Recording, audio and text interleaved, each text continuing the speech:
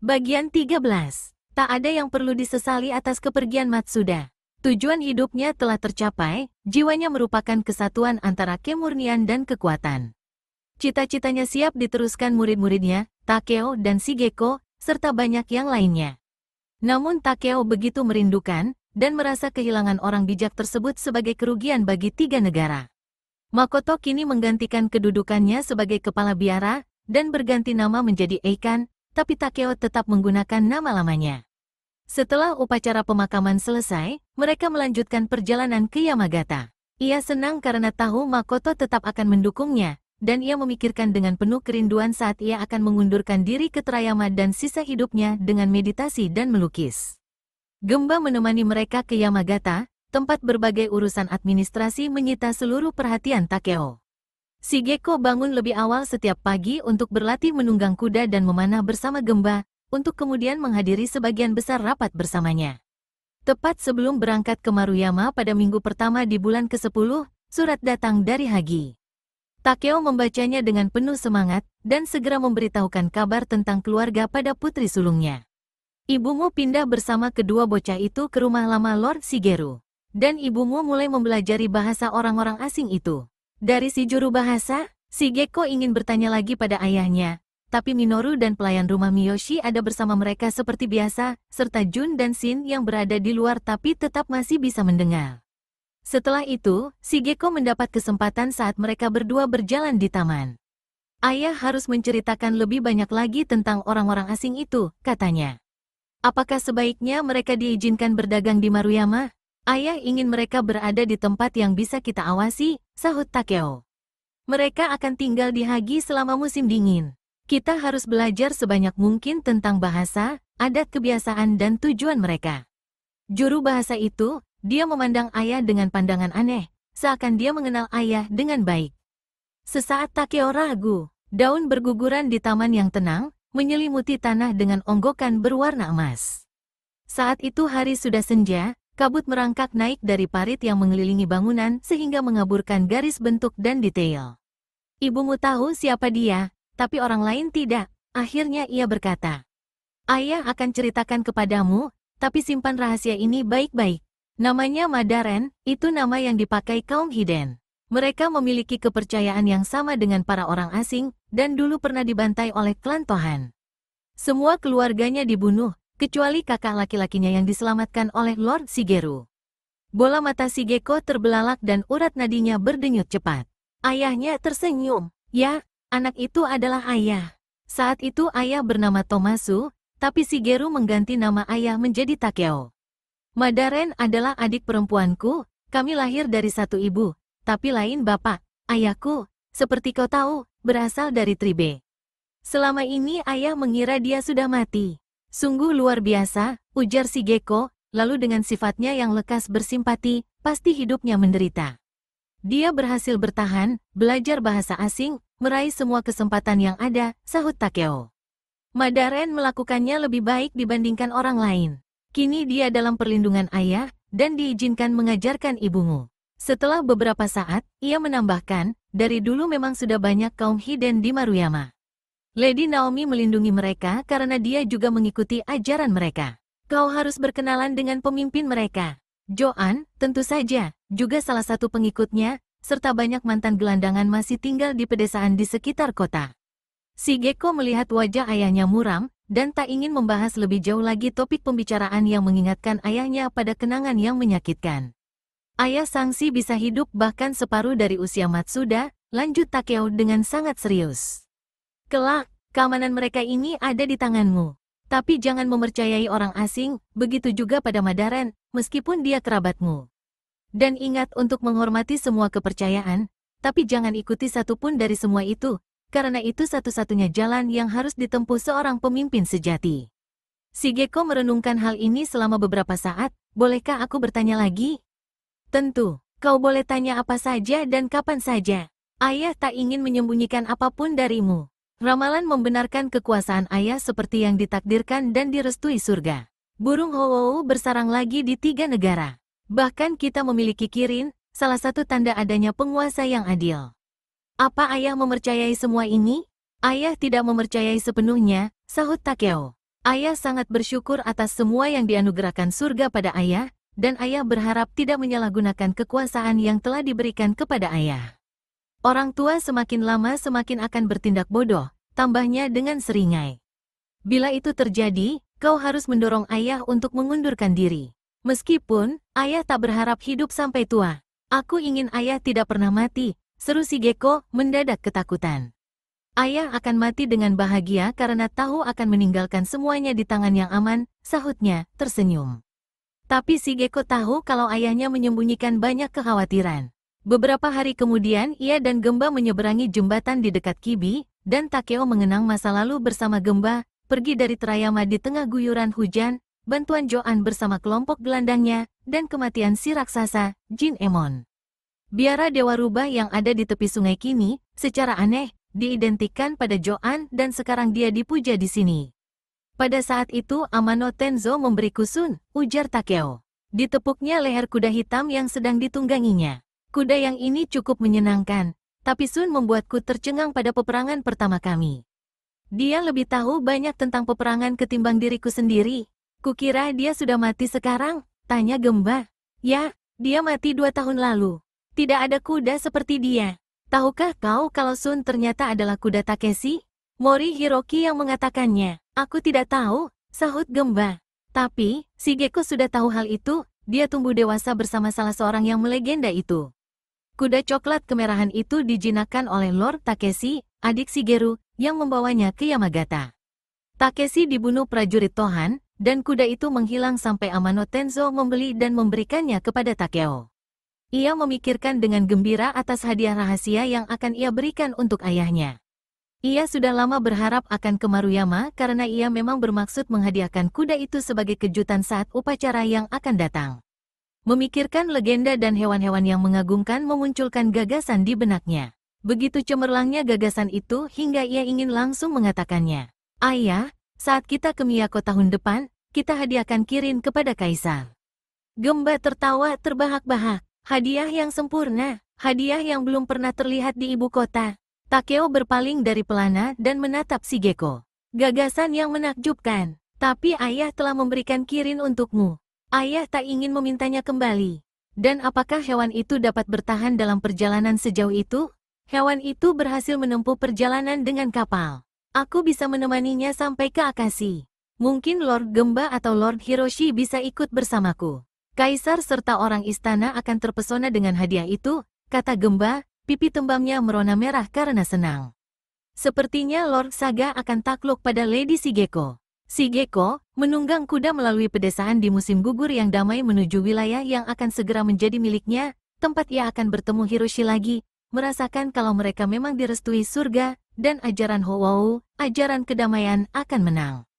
Setelah kematian Muto Kenji, jasadnya dibuang ke parit dan tertimbun tanah.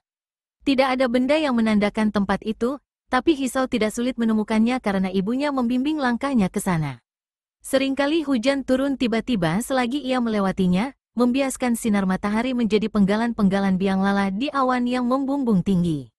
Hisao melihatnya dan memanjatkan doa bagi arwah kakeknya agar dapat menempuh jalan aman menuju alam baka dan kelahiran kembali yang lebih baik pada kehidupan kelak. Ia kemudian melihat ke bawah, ke barisan pegunungan yang terbentang ke timur dan utara, untuk melihat apakah ada orang yang datang. Hisao merasa lega tapi juga menyesal karena arwah kakeknya telah keluar. Arwah itu menggantung di tepi kesadaran seperti juga arwah ibunya, membuatnya sakit kepala dengan tuntutan yang tak bisa dipahami. Ia hanya mengenal kakeknya sebentar, namun telah merindukannya. Kenji bunuh diri atas kemauannya sendiri. Hisao senang arwah kakeknya sudah pergi dengan damai, tapi menyesali kematiannya, dan walaupun tidak pernah membicarakan hal itu, dia membenci Akio karena menjadi penyebabnya. Musim panas berlalu dan tak ada yang datang. Penduduk desa merasa khawatir selama musim panas, terutama kota Rogosaburo, karena tak ada kabar tentang nasib anak-anaknya yang ditahan di Inuyama. Desas-desus dan spekulasi kian bertambah, bahwa mereka sekarat karena disiksa, bahwa salah satu atau keduanya sudah tewas. Gosaburo semakin kurus, lipatan kulit keriputnya semakin bergelayut, sinar matanya hampa. Akio makin tak sabar pada Gosaburo, dia menjadi cepat kesal dan sikapnya menjadi susah ditebak. Hisao agak senang mendengar kabar baik tentang eksekusi para pemuda itu karena akan memadamkan harapan Gosaburo dan menguatkan keputusannya untuk balas dendam. Bunga lili musim gugur berwarna merah tua pekat tumbuh di atas jasad Kenji, meski tak ada yang menanamnya. Burung-burung mulai bermigrasi ke utara, dan malam dipenuhi jeritan angsa dan kepakan sayap mereka. Rembulan di bulan ke-9 tampak besar dan keemasan. Pohon maple dan pohon sumak berubah warna menjadi merah tua, pohon beech berwarna tembaga, willow dan ginkgo berwarna keemasan. Hari-hari dilalui Hisao dengan memperbaiki pematang sebelum musim dingin, menyebar dedaunan kering dan kotoran hewan di sawah, mengumpulkan kayu bakar dari hutan. Sistem pengairannya berhasil, sawah di pegunungan menghasilkan panen kedelai, wortel dan labu yang baik. Ia membuat penggaruk tanah baru sehingga pupuk tersebar lebih merata, dan bereksperimen dengan bilah kapak, bobot, sudut serta ketajamannya. Ada sebuah tempat penempaan besi di desa itu, dan Hisao ke sana saat ada waktu luang untuk memerhatikan dan membantu meniup panas dengan alat pengembus dalam proses mengubah besi menjadi baja. Di awal bulan ke-7, Imai Kazuo dikirim ke Inuyama untuk mencari berita. Dia kembali di pertengahan musim gugur dengan kabar gembira namun membingungkan, para sandera masih hidup, masih ditahan di Inuyama. Dia juga membawa kabar lain, Lady Otori sedang hamil dan Lord Otori mengirim utusan dengan prosesi yang mewah ke ibu kota. Rombongan itu berada di Inuyama di waktu yang bersamaan dengan Kazuo, dan baru akan berangkat ke Miyako.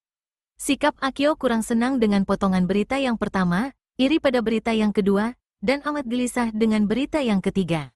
Mengapa Otori melakukan pendekatan pada Kaisar? Tanyanya pada Kazuo. Apa maksudnya? Kaisar telah menunjuk jenderal baru, Saga Hideki, yang selama 10 tahun ini sibuk memperluas kekuasaannya di seluruh penjuru wilayah timur. Kini muncul seorang ksatria yang bisa menantang Otori. Mata Akio berkilap dengan ekspresi yang tidak biasa. Ada yang berubah, aku dapat merasakannya. Otori menjadi lebih rapuh, bereaksi pada ancaman semacam itu. Kita harus ambil bagian dalam kejatuhannya, dengan bersembunyi kita tidak bisa menunggu sampai orang lain membawa kabar kematiannya kepada kita. Memang ada tanda-tanda kelemahan, Kazuo sepakat. Mengutus orang ke Kaisar, dan anak-anak itu masih hidup. Sebelumnya ia tidak ragu membunuh keluarga Kikuta. Muto Kenji berhasil mengetahui keberadaan kita, ujar Akio penuh pertimbangan. Takeo pasti sudah tahu tempat kita ini. Aku tidak percaya dia maupun Taku akan membiarkan kematian Kenji begitu saja tanpa membalas dendam, kecuali mereka disibukkan dengan hal-hal yang lebih mendesak. Ini waktunya bagimu untuk bepergian lagi, kata Kazuo. Ada banyak keluarga Kikuta di Akashi. Keluarga kita yang ada di 3 negara ini juga butuh tuntunan, dan akan mengikutimu bila kau yang ke sana. Kalau begitu kita pergi ke Akashi lebih dulu, sahut Akio. Sebagai anak, ayah Hisao mengajarinya keterampilan teater keliling Kikuta, memainkan drum, atraksi lempar bola, menyanyikan balada kuno yang disukai penduduk desa, tentang perang zaman dulu, pertikaian, pengkhianatan dan tindakan balas dendam, yang selalu mereka lakukan dalam perjalanan ke seluruh 3 negara. Seminggu setelah pulangnya Kazuo, Akio mulai berlatih atraksi lempar bola lagi, sandal jerami disiapkan dalam jumlah banyak, asinan persimen dan chestnut dikumpulkan lalu dikemas, jimat-jimat dikeluarkan dan dibersihkan, senjata-senjata diasah. Hisao bukanlah pemain pertunjukan yang berbakat, terlalu pemalu dan tidak menikmati menjadi pusat perhatian, tapi kombinasi antara pukulan dan makian Akio telah menjadikannya cukup terampil. Ia jarang membuat kesalahan, ia pun hafal semua lirik lagu-lagu, walaupun orang mengeluhkan kalau ia seperti bergumam sehingga sulit didengar. Gagasan untuk bepergian membuat ia bersemangat sekaligus takut. Tak sabar untuk segera berada di jalan, pergi meninggalkan desa, melihat hal-hal baru, tapi kurang bersemangat dengan pertunjukan dan gelisah meninggalkan makam kakeknya. Gosaburo gembira menerima kabar dari Kazuo, dan menanyainya dengan penuh selidik. Dia tidak langsung bicara pada Akio, tapi di malam sebelum keberangkatan mereka, ketika Hisao tengah bersiap untuk tidur, Gosaburo menghampiri pintu kamar, dan meminta apakah bisa bicara berdua dengan Akio. Akio sudah setengah telanjang dan Hisao bisa melihat ekspresi kemarahan ayahnya, tapi memberi isyarat agar tamunya boleh masuk dengan menggerakkan kepala. Gosaburo melangkah ke dalam kamar, menggeser tutup pintu lalu berlutut dengan gugup. Keponakan, ujarnya, seolah menekankan otoritas usia. Sudah saatnya kita berunding dengan Otori. 3 negara semakin kaya dan makmur sementara kita bersembunyi di pegunungan, nyaris kelaparan dan tidak lama akan musim dingin. Kita juga bisa berkembang, pengaruh kita bisa diperluas melalui perdagangan. Hentikanlah semua pertikaian ini. Akio menjawab, tidak akan. Gosaburo menghela napas panjang. Aku akan kembali ke Matsu. Aku akan pergi besok pagi. Tidak ada yang boleh pergi meninggalkan keluarga Kikuta, Akio memperingatkan, suaranya datar. Aku mulai membusuk di sini. Kita semua juga. Otori membiarkan anak-anakku tetap hidup. Mari kita terima tawarannya untuk berdamai. Aku akan setia padamu. Aku akan bekerja untukmu di Matsu seperti yang pernah kulakukan, menyediakan dana, menyimpan catatan. Begitu Takeo dan juga Takumati, baru kita bicara tentang perdamaian, sahut Akio. Sekarang, nyahlah, aku lelah, dan kehadiranmu membuatku jijik. Tak lama setelah Gosaburo pergi, Akio memadamkan lampu. Hisao sudah berbaring, malam itu terasa hangat dan ia tidak menarik selimut untuk menutupi tubuhnya. Penggalan cahaya menari-nari di balik kelopak matanya. Sesaat ia berpikir tentang sepupu-sepupunya dan ingin tahu bagaimana cara mereka mati di Inuyama, tapi kemudian ia mendengarkan gerakan Akio, setiap sel dalam tubuh orang itu seakan merindukan belai kasih sayang. Kemarahan Akio membuatnya bersikap kasar dan gegabah. Hisao berusaha untuk tidak bersuara karena kekerasan yang sewaktu-waktu akan menimpa dirinya. Suara Akio terdengar hampir lembut saat menyuruh ia tidur, jangan bangun, dan jangan pedulikan apapun yang akan didengarnya, dan Hisao merasakan kelembutan sesaat yang amat dirindukannya saat rambutnya dibelai sang ayah.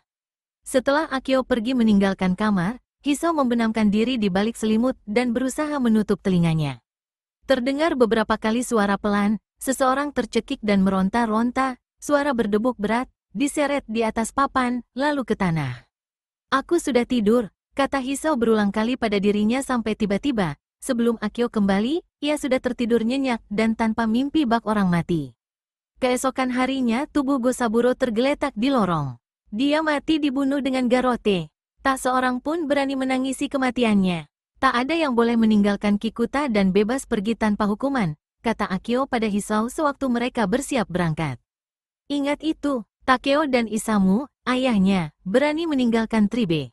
Isamu sudah dieksekusi, dan Takeo akan mengalami hal yang sama.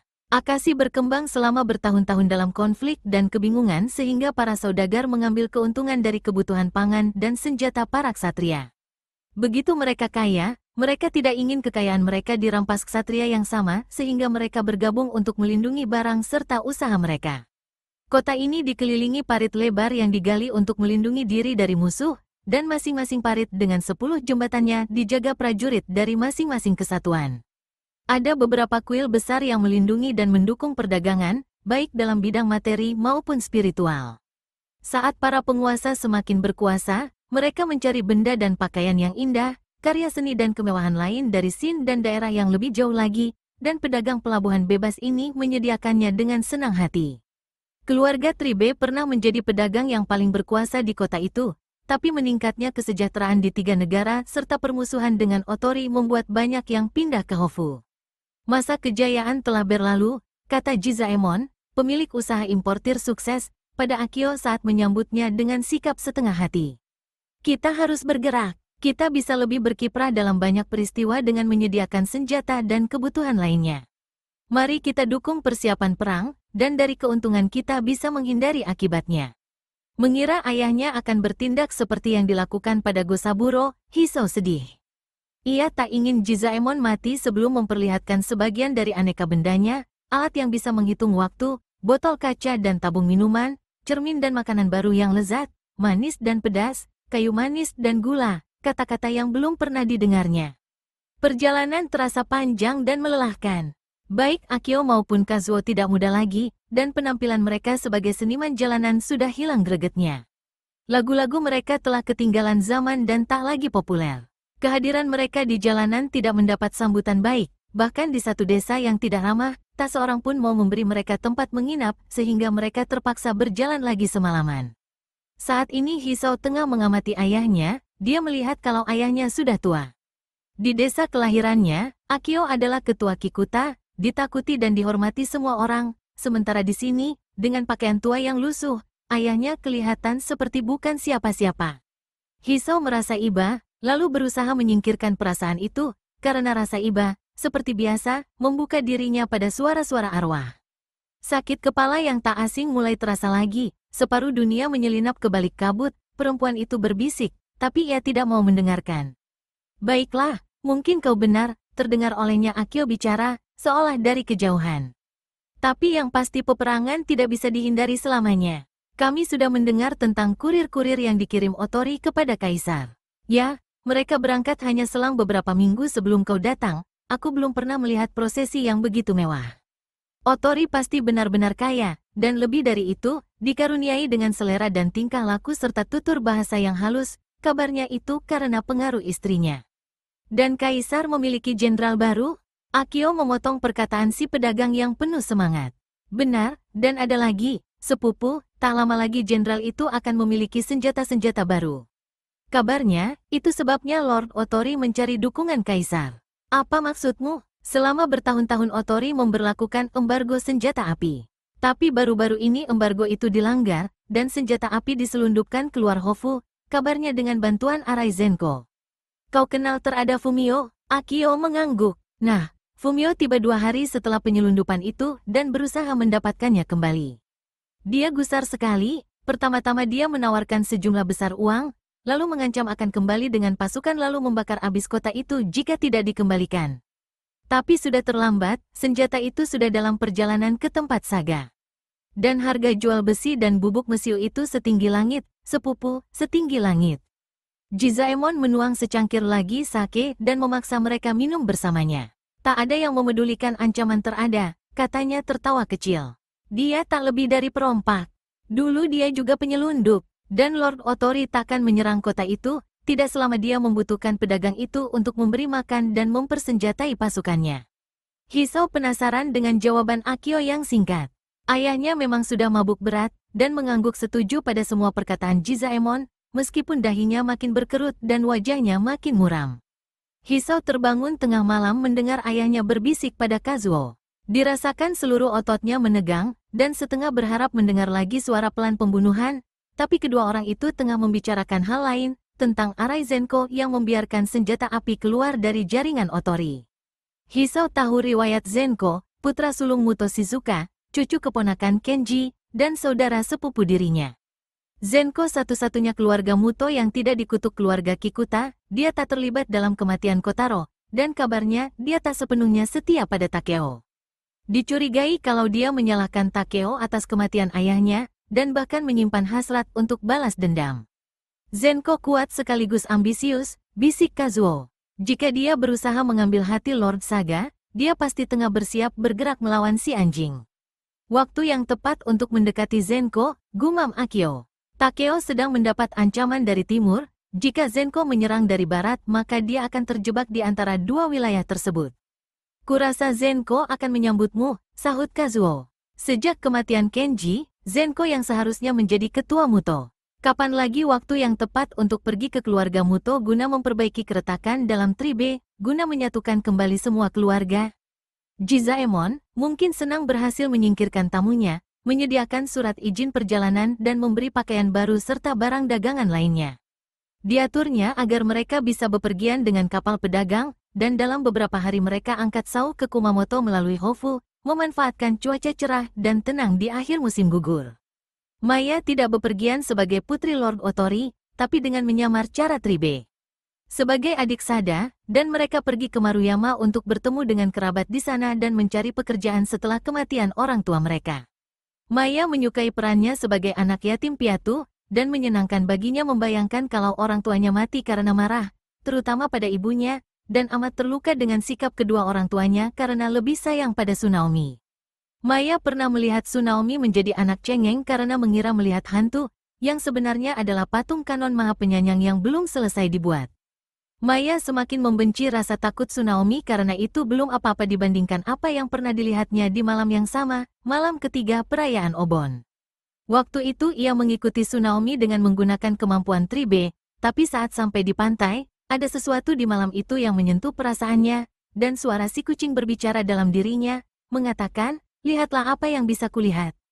Awalnya seperti permainan, latar yang gelap mendadak terang, bola matanya yang besar menangkap semua gerakan yang ada, hewan-hewan kecil berlarian ke sana kemari, getaran dedaunan, semburan air terbawa angin.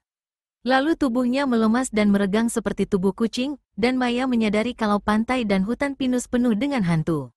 Ia melihat hantu-hantu itu dengan penglihatan si kucing, wajah mereka abu-abu, jubah mereka putih, tubuh pucat mereka mengambang di permukaan tanah. Arwah orang-orang mati itu memalingkan pandangan ke arah Maya dan si kucing menanggapi mereka, mengenali penyesalan pahit, dendam tak berkesudahan, hasrat yang tak terpenuhi dalam diri mereka. Maya menjerit kaget, si kucing melolong. Maya berusaha kembali ke tubuh manusianya, cakar si kucing menggaruk-garuk batu kerikil di pasir pantai, melompat ke pepohonan di sekitar rumah itu. Arwah-arwah mengejar Maya, berdesakan di sekelilingnya, sentuhan mereka terasa sedingin es di kulit hewan berbulunya. Terdengar olehnya suara-suara seperti gemerisik dedaunan tertiup angin musim gugur, penuh kesedihan dan kelaparan. Di mana penguasa kami? Bawa kami padanya. Kami sedang menunggunya. Kata-kata mereka memenuhi dirinya bak teror yang menakutkan. Meskipun tidak memahami apa maksudnya, seperti dalam mimpi buruk ketika sepotong kalimat yang tak jelas membuat orang yang bermimpi merasa ketakutan setengah mati. Terdengar olehnya derak ranting patah, lalu melihat seorang laki-laki keluar dari rumah yang baru separuh hancur dengan membawa lentera. Para arwah gentayangan tadi mundur terkena sinar lentera, dan membuat bola mata Maya mengecil dan akhirnya tidak bisa lagi melihat mereka. Tapi didengarnya Tsunami menjerit, dan juga gemericik air ketika bocah itu kencing di celana. Penghinaan atas ketakutan Tsunami membantu Maya mengatasi ketakutannya sendiri, cukup untuk mundur ke semak-semak dan pulang tanpa terlihat ke kastil. Ia tidak ingat bagaimana si kucing meninggalkan dirinya hingga ia kembali menjadi Maya, sama tidak jelasnya dengan apa yang membuat tubuh kucing merasuk dalam dirinya. Tapi ia juga tak bisa menyingkirkan ingatan akan pandangan mata si kucing dan suara-suara bergema dari arwah gentayangan. Di mana penguasa kami? Maya ketakutan setengah mati, tak ingin melihat dan mendengar dengan cara seperti itu lagi, dan berusaha melindungi dirinya dari kerasukan arwah si kucing. Ia telah mewarisi sifat kejam dari Kikuta seiring dengan banyak bakat yang lain. Tapi kucing itu mendatanginya lewat mimpi, meminta, menakuti-nakuti dan membujuk dirinya. Kau bisa jadi mata-mata yang sangat hebat, seru Sada setelah malam pertama di atas kapal. Aku lebih suka jadi mata-mata ketimbang harus menikah dengan Lord, sahut Maya. Aku ingin sepertimu, atau seperti Shizuka dulu. Maya menatap gelombang ke timur, tempat kota Hagi hampir menghilang di kejauhan, Pulau Oshima juga terbentang jauh di belakang mereka, hanya awan di atas gunung berapi di pulau itu yang terlihat. Mereka telah melewatinya semalam, dan itu membuat Maya menyesal karena pernah mendengar banyak cerita tentang para perompak zaman dulu dan kunjungan ayahnya kepada Lord Terada. Ia ingin melihatnya, tapi kapal tidak boleh berangkat terlambat, angin timur laut hanya terjadi beberapa hari lagi, dan mereka membutuhkannya untuk membantu kapal melaju ke pantai barat. Dulu Shizuka suka melakukan sesuka hatinya, sambung Maya. Tapi dia menikah dengan tabib Ishida, dan kini dia sama saja seperti istri-istri yang lainnya. Sada tertawa. Jangan meremehkan Muto Shizuka, dia selalu jauh lebih dari yang kelihatannya. Dia juga nenek Tsunaomi, gerutu Maya. Kau iri, Maya, itu masalahmu. Sangat tidak adil, sahut gadis itu. Andai aku laki-laki, tak masalah kalau aku kembar. Andai aku laki-laki, Tsunaomi tidak akan datang tinggal bersama kami, dan ayah takkan berpikir untuk mengangkatnya sebagai anak. Dan aku takkan berpikir untuk menantang pengecut cilik itu pergi ke biara. Maya menatap Sada. Pernahkah kau berharap menjadi seorang laki-laki? Ya, sering, ketika aku masih kecil. Bahkan di kalangan Tribe, di mana perempuan diberi banyak kebebasan, anak laki-laki sepertinya lebih dihargai. Aku selalu menentang mereka, selalu berusaha mengalahkan mereka. Muto Kenji sering bilang itu sebabnya kenapa aku tumbuh besar sama tinggi dan kuatnya seperti laki-laki. Dia mengajariku cara meniru anak laki-laki, bicara dengan gaya bahasa mereka dan menirukan gerakan mereka. Kini aku bisa jadi laki-laki atau perempuan, dan itu sebabnya aku menyukainya. Bagian 14. Kenji mengajarkan kita hal yang sama, seru Maya. Karena seperti semua anak-anak Tribe, ia belajar bicara dengan gaya bahasa laki-laki dan perempuan, serta gerakan, dan bisa bertingkah seperti keduanya. Sada mengamatinya. Ya, kau bisa menjadi laki-laki. Benar, aku tidak menyesal disuruh pergi jauh, Maya berusaha meyakinkan. Karena aku suka padamu dan aku sayang pada Taku. Semua orang menyayangi Taku, Sada tertawa. Maya tidak sempat menangkap lebih banyak lagi bahasa pelaut yang menggoda dan nyaris tak bisa dimengerti karena gelombang laut mulai naik. Gerakan kapal yang naik turun membuatnya pusing dan tubuhnya terasa tidak enak. Sada merawatnya tanpa mengeluh atau kata-kata bersimpati, memegang tengkuknya sewaktu ia muntah dan setelah itu mengelap wajahnya, membujuknya untuk minum teh untuk membasahi bibirnya. Ketika sampai di tahap yang paling buruk, Maya berbaring di pangkuan Sada yang melingkarkan lengannya yang panjang dan dingin di alis Maya. Sada seperti merasa kalau di balik kulit Maya ada sifat hewan, bak kulit bulu hewan, gelap, padat dan berat, tapi juga lembut untuk disentuh. Maya merasakan sentuhan itu seperti sentuhan seorang pengasuh atau seorang ibu. Ia tersadar ketika kapal berbelok mengitari Tanjung tepat saat angin berubah arah dan angin barat berhembus membawa mereka ke tepi pantai, lalu menatap wajah Sada yang tajam, dengan tulang pipi tinggi seperti anak laki-laki, dan berpikir betapa bahagianya bisa selamanya berbaring di dalam pelukannya, dan merasakan sekujur tubuhnya bereaksi dengan menggeliat. Pada saat itu hasrat menyelimuti dirinya pada gadis yang lebih tua itu, kombinasi antara kekaguman dan kebutuhan, itu pertama kalinya Maya jatuh cinta. Diregangkan tubuhnya untuk memeluk Sada, melingkarkan lengan di tubuhnya, merasakan otot kuat seperti otot laki-laki, dan kelembutan yang tak terduga dari buah dadanya. Diusap-usapkan hidungnya ke leher Sada, hampir seperti anak kecil, sekaligus seperti hewan.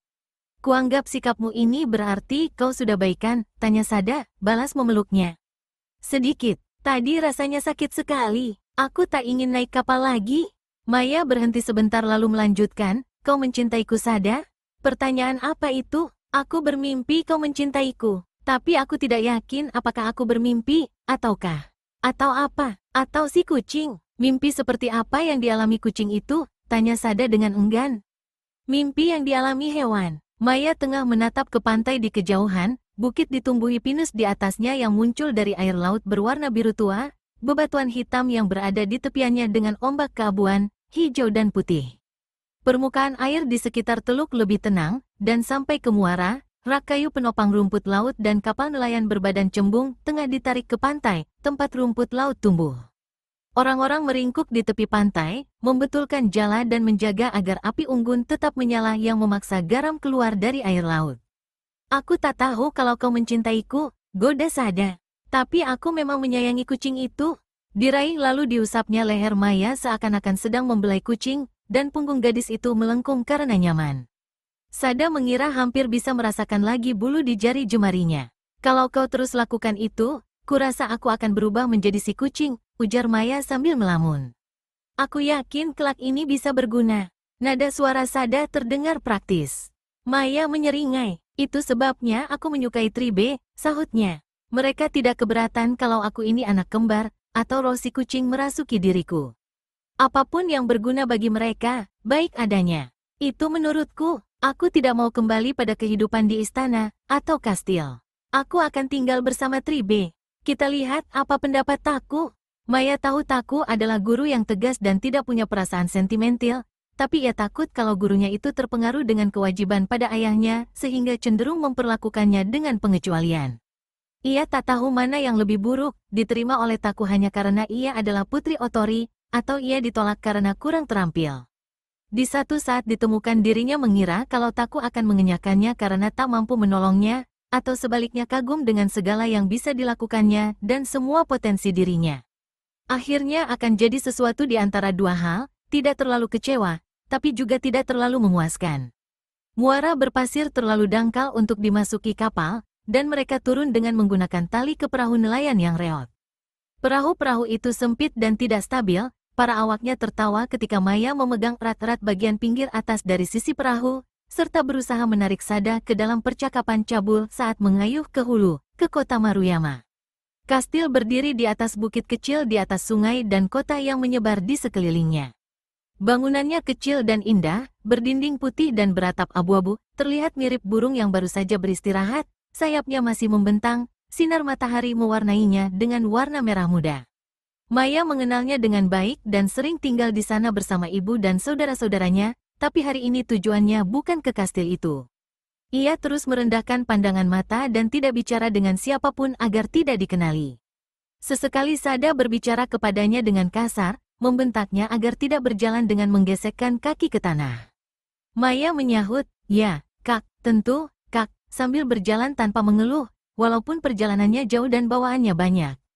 Hari sudah hampir gelap saat mereka tiba di rumah yang memanjang sampai ke sudut jalan. Jendelanya dipalang dengan kayu, dan atap rendahnya memanjang sampai ke pinggiran atap. Di satu sisinya adalah toko depan, yang kini tutup dan sepi. Dipasang ke dinding satunya, ada gerbang besar. Dua laki-laki berdiri di luar dengan bersenjata pedang dan tombak lengkung panjang. Sada bicara kepada salah satunya. "Apakah mengira akan ada serangan, sepupu? Ini dia masalah datang," sahutnya. "Apa yang kau lakukan? Siapa anak itu? Adikku, kau ingat padanya? Pasti bukan Mai." Bukan Mai, Maya. "Kita masuk saja dulu, nanti akan kuceritakan." "Taku ada di Maruyama," imbuhnya selagi gerbang dibuka lalu mereka menyelinap masuk. "Ya, dia datang beberapa hari lalu.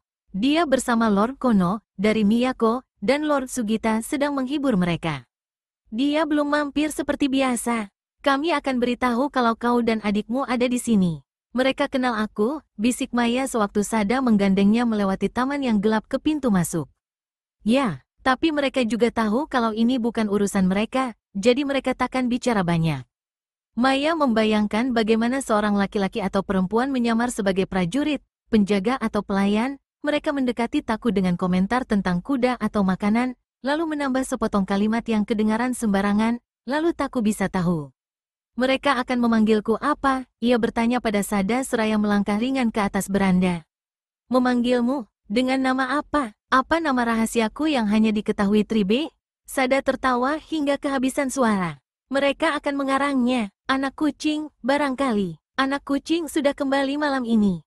Maya hampir bisa mendengar suara pelayan memutuskan kalau pelayan itu perempuan berbisik di telinga Taku selagi membungkuk membasuh kaki Taku, atau menuang sake untuknya, dan kemudian, apa yang akan Taku lakukan? Maya merasakan agak tahu, apapun yang akan terjadi tidak akan mudah. Ia harus menunggu sampai 2 hari. Tidak ada waktu untuk bosan atau cemas, karena Sada menyibukkannya dengan berbagai latihan Tribe yang tak ada akhirnya, karena kemampuan Tribe bisa selalu dikembangkan, dan tak seorang pun, bahkan Muto Kenji atau Kikuta Kotaro, menguasainya dengan sempurna. Dan Maya hanyalah anak kecil, waktunya masih banyak. Ia latihan berdiri tak bergerak dalam waktu lama, meregangkan dan melipat tubuh agar tetap lemas, latihan mengingat dan mengamati, bergerak cepat hingga nyaris tak terlihat dan menggunakan sosok kedua. Maya lakukan semua itu tanpa mengeluh karena sudah memutuskan untuk mencintai Sada tanpa syarat dan berusaha membuatnya senang. Di senja hari kedua, setelah malam menjelang dan mereka selesai makan, Sada memberi isyarat pada Maya yang tengah menaruh mangkuk di nampan karena di rumah ini dia bukan lagi putri Lord Otori tapi gadis termuda sehingga menjadi pelayan bagi semua orang. Diselesaikan tugasnya, membawa nampan ke dapur, lalu melangkah keluar beranda. Di ujung beranda, Sada berdiri sambil memegang lentera. Maya bisa melihat wajah Taku, separuh terkena sinar, separuh dalam kegelapan. Maya menghampiri lalu berlutut di hadapannya, tapi sebelumnya ia mengamati reaksi di wajah Taku. Saat wajah itu terlihat lelah, ekspresi wajah yang tegang, dan bahkan kesal, hati Maya terpuruk. "Guru," bisiknya. Taku mengerutkan dahi, dan memberi isyarat pada Sada untuk mendekatkan lentera. Maya merasakan panasnya lentera di pipinya, lalu menutup mata. Cahaya lentera berkedap-kedip di balik kelopak matanya. "Pandang aku," kata Taku.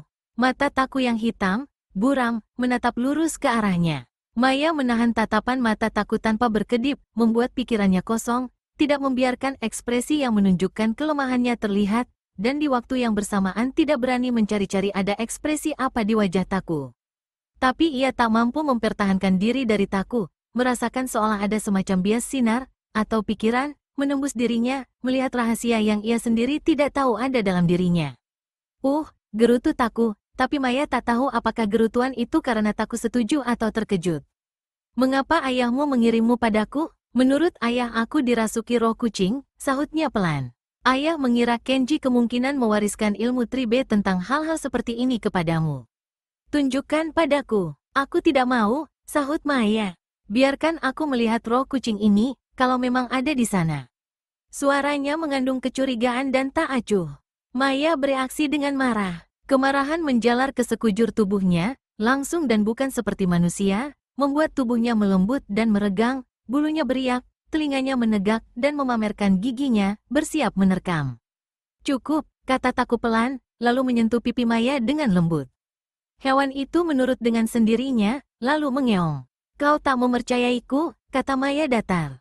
Tubuhnya gemetar. Bila sebelumnya aku tak percaya, maka kini aku percaya, sahutnya. Sangat menarik. Pertanyaannya yaitu, bagaimana kita bisa memanfaatkannya? Pernahkah kau berubah wujud hingga benar-benar menjadi kucing? Pernah, sekali, akunya.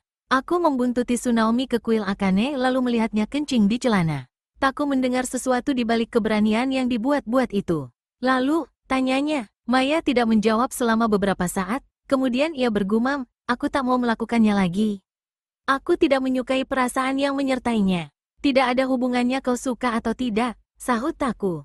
Jangan buang waktu, kau harus berjanji kalau kau hanya akan melakukan apa yang Sada atau aku pinta, tidak pergi sendiri sesuka hatimu, jangan ambil risiko, jangan menyimpan rahasia pada kami. Aku bersumpah, ini bukan waktu yang tepat, kata Taku dengan agak kesal pada Sada. Aku sedang berusaha mengawasi Kono, dan mengawasi kakakku kalau dia bertindak yang tak terduga. Tetap saja, bila Takeo memintanya, kurasa sebaiknya aku menjaga agar Maya tetap di dekatku. Kau bisa ikut ke kastil denganku besok. Dandani dia seperti anak laki-laki, tapi tinggallah di sini. Terserah kau mau menjadi apa, tapi di sini ia harus tetap sebagai anak perempuan. Sebagian besar penghuni rumah ini sudah mengenalnya, dia harus dilindungi sebaik-baiknya sebagai putri Lord Otori. Aku akan memperingatkan Hiroshi, apa akan ada orang lain yang bisa mengenalimu? Tak seorang pun berani menatap langsung padaku, tutur Maya. Karena aku anak kembar cukup istimewa di kalangan Tribe, tutur Taku. Tapi di mana adikmu? Dia di Hagi dan akan segera pergi ke Kagemura. Mendadak rasa sakit hati menerjang diri Maya karena merindukan Miki, Shigeko dan orang tuanya. Aku di sini seperti anak yatim piatu, pikirnya, atau orang yang diasingkan. Mungkin aku akan menjadi seperti ayah, ditemukan di desa terpencil dengan lebih banyak bakat yang dimiliki orang Tribe lainnya. Sekarang pergi tidur, kata Taku tiba-tiba. Ada yang harus kubicarakan dengan Sada. Guru, Maya membungkuk normal dengan patuh dan mengucapkan selamat malam kepada keduanya. Tidak lama setelah ia masuk ke dalam rumah, seorang pelayan mendekatinya lalu menyuruhnya menyiapkan alas tidur. Dibukanya lipatan matras lalu membentangkan selimut, berjalan pelan melewati kamar-kamar panjang dan rendah rumah itu. Angin berhembus dan bersiul melalui celahnya, membawa musim gugur, tapi Maya tidak merasa kedinginan. Didengarkannya suara-suara dari taman. Mereka menyuruhnya pergi tidur dan ia mematuhinya, tapi mereka tidak melarangnya untuk mendengarkan. Maya mewarisi pendengaran tajam ayahnya, dan kini semakin peka. Ketika akhirnya ia berbaring, dipasang telinganya baik-baik, berusaha menyaring bisik-bisik dari para gadis yang berbaring di sisi kanan dan kirinya. Perlahan-lahan akhirnya mereka terdiam, suara pelan mereka berganti dengan nyanyian terakhir serangga musim panas, meratapi musim dingin yang akan datang dan kematian mereka. Didengarnya kepakan sayap burung hantu yang tenang sewaktu terbang melewati taman, dan menghembuskan napas dengan amat perlahan hingga nyaris tak terdengar. Sinar rembulan membentuk kisi-kisi di layar kertas, bulan menarik darahnya dengan keras, membuatnya mengalir cepat melalui urat nadinya. Di kejauhan Taku berkata, aku ajak Kono kemari agar dia bisa melihat kesetiaan di Maruyama kepada Otori. Aku cemas Zenko telah membiarkannya percaya bahwa Seisu hendak memberontak, dan bahwa wilayah barat takkan berpihak kepada Takeo. Bisakah Hiroshi dipercaya? Gumam Sada. Kalau tidak, akan kugorok leherku, sahut Taku. Sada tertawa, kau tidak akan bunuh diri, sepupu. Kuharap aku tidak harus melakukannya. Aku mungkin akan melakukannya karena bosan harus bersama Lord Kono lebih lama lagi. Maya akan menjadi hiburan yang menyenangkan, bila kau takut merasa bosan. Atau tanggung jawab lain yang tak bisa kuhindari. Kenapa kau terkejut saat menatap matanya? Aku mengharapkan tatapan anak perempuan. Yang kulihat bukanlah seperti anak perempuan, sesuatu yang tak berwujud, menanti untuk menemukan wujudnya. Apakah arwah seorang laki-laki, atau sesuatu yang berhubungan dengan kerasukan si kucing? Aku sungguh-sungguh tidak tahu, sepertinya berbeda. Maya unik, kemungkinan sangat kuat. Dan berbahaya, mungkin, terutama sekali bagi dirinya sendiri. Kau lelah, Sesuatu dalam nada suara Sada yang membuat tubuh Maya gemetar dengan gabungan antara kerinduan dan kecemburuan. Sada berkata, lebih pelan lagi, mari, kupijat dahimu. Sesaat hening, Maya menahan napas. Taku menghembuskan napas panjang. Ada semacam kekuatan hasrat jatuh di taman yang gelap, pada pasangan yang tidak terlihat. Maya tidak tahan mendengarnya, lalu menarik selimut hingga menutupi kepalanya. Lama setelah itu, sepertinya Maya mendengar langkah kaki di beranda. Taku bicara dengan suara pelan, aku tidak mengharapkan itu. Kita tumbuh dewasa bersama, sahut Sada. Tidak perlu berarti apa-apa. Sada, tidak ada yang terjadi di antara kita yang tidak berarti apa-apa. Taku berhenti sejenak seolah ingin berkata lagi, tapi lalu berkata dengan singkat, aku akan menemuimu dan Maya besok pagi. Bawa dia ke kastil saat tengah hari. Sada masuk ke kamar perlahan lalu berbaring di sebelah Maya. Berpura-pura tertidur, Maya berbalik menghadapnya, menghirup aroma tubuh itu bercampur dengan aroma Taku masih tertinggal di tubuhnya. Ia tidak dapat memutuskan mana yang paling ia cintai, ia ingin memeluk mereka berdua. Pada saat itu Maya merasakan dirinya menjadi milik mereka selamanya. Keesokan harinya Sada membangunkannya pagi-pagi lain bersiap memotong rambutnya yang panjang sebahu dan menariknya ke belakang dan diikat ke atas, membiarkan dahinya tidak dicukur, seperti laki-laki yang masih di bawah umur. Kau bukanlah gadis yang cantik, kata Sada seraya tertawa. Tapi bisa menjadi anak laki-laki yang tampan. Membentak sedikit lagi, lalu katupkan bibirmu. Kau tidak boleh kelihatan cantik, nanti ada ksatria yang membawamu kabur. Maya mencoba mengatur tubuh agar terlihat lebih mirip anak laki-laki, tapi rasa senang, rambut dan pakaiannya yang masih terasa asing membuat matanya berkilat dan pipinya bersemu merah. Tenang, Sada menghardiknya, kau jangan terlalu menarik perhatian. Kau adalah salah seorang pelayan Lord Taku, pelayan yang terendah derajatnya. Apa yang nanti harus kulakukan? Sedikit sekali, kuharap. Belajarlah mengatasi rasa bosan. Seperti Taku, sahut Maya tanpa pikir panjang. Sada mencengkeram lengannya. Kau mendengarnya mengatakan itu? Apalagi yang kau dengar? Maya menjauhkan diri dari gadis itu. Selama beberapa saat ia tidak membuka mulut, tapi kemudian ia berkata, aku dengar semuanya. Sada tidak bisa menahan senyum. Jangan bilang pada siapa-siapa, gumamnya, dengan nada mendukung. Ditariknya Maya lalu dipeluknya. Maya balas memeluk, merasakan panas tubuhnya, dan berharap Sada adalah Taku. Sebagian laki-laki mengutamakan cinta, tapi Muto Taku bukanlah salah satunya, atau berhasrat ingin mengabdikan diri hanya untuk orang yang dicintai. Menurutnya perasaan berlebihan semacam itu aneh, bahkan menjijikkan, dan selalu menertawai orang yang tergila-gila karena cinta, terang-terangan membenci kelemahan mereka. Ketika ada perempuan menyatakan terang-terangan mencintainya, seperti yang sering terjadi, Taku justru menjauhkan diri. Ia menyukai perempuan, dan semua kesenangan yang bisa dinikmati dari tubuh perempuan, menyayangi juga mempercayai istrinya untuk mengatur rumah tangga, mengasuh anak-anak dengan baik dan setia kepadanya, tapi gagasan bersikap setia kepada istrinya tidak pernah melintas di benaknya. Maka ingatan yang tak mau pergi di benaknya tentang keintiman yang terjadi tiba-tiba serta tidak diharapkan bersama Sada mengganggu pikirannya.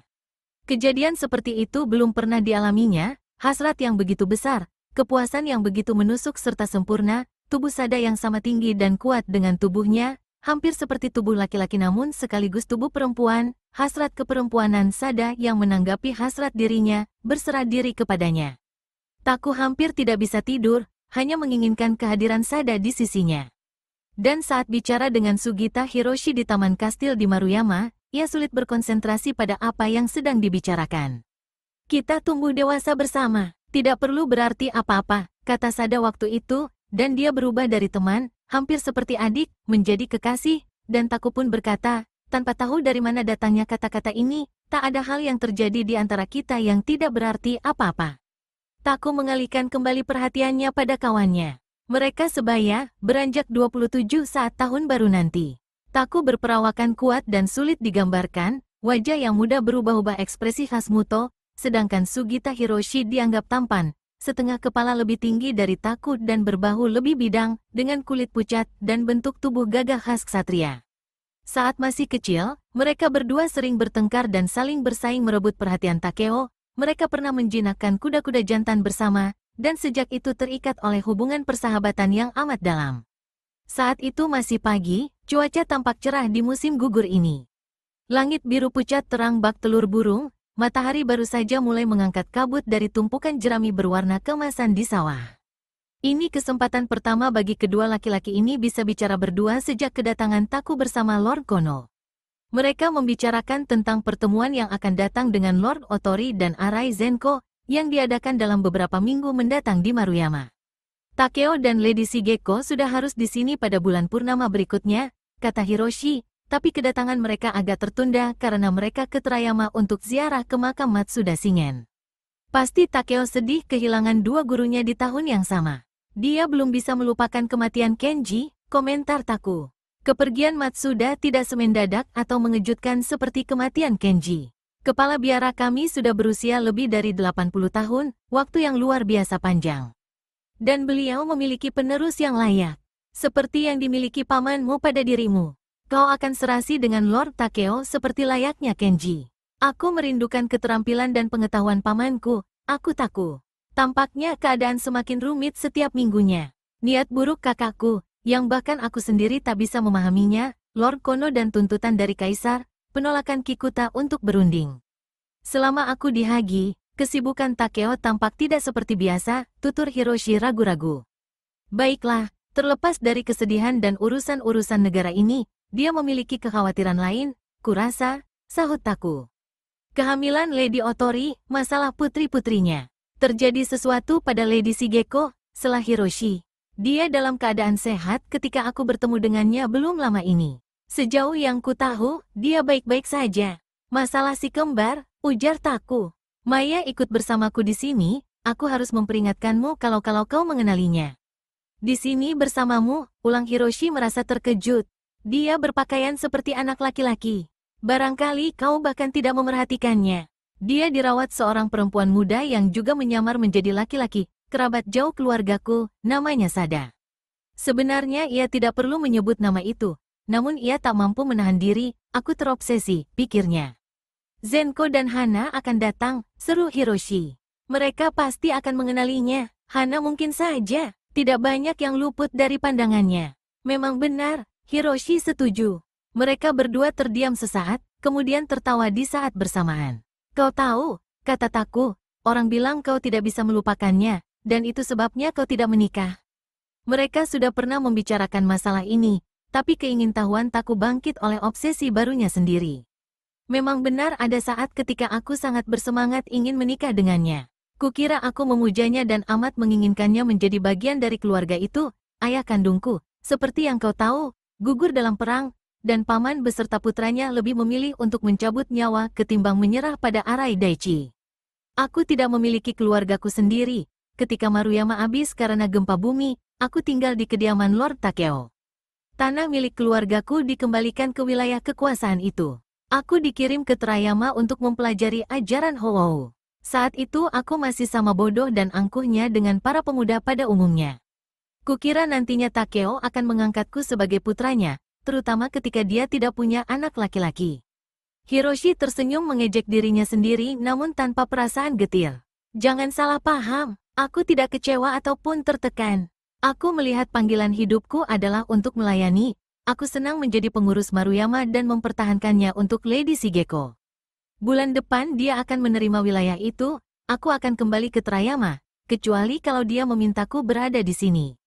Aku yakin Lady Shigeko akan membutuhkanmu setidaknya selama 1 atau 2 tahun.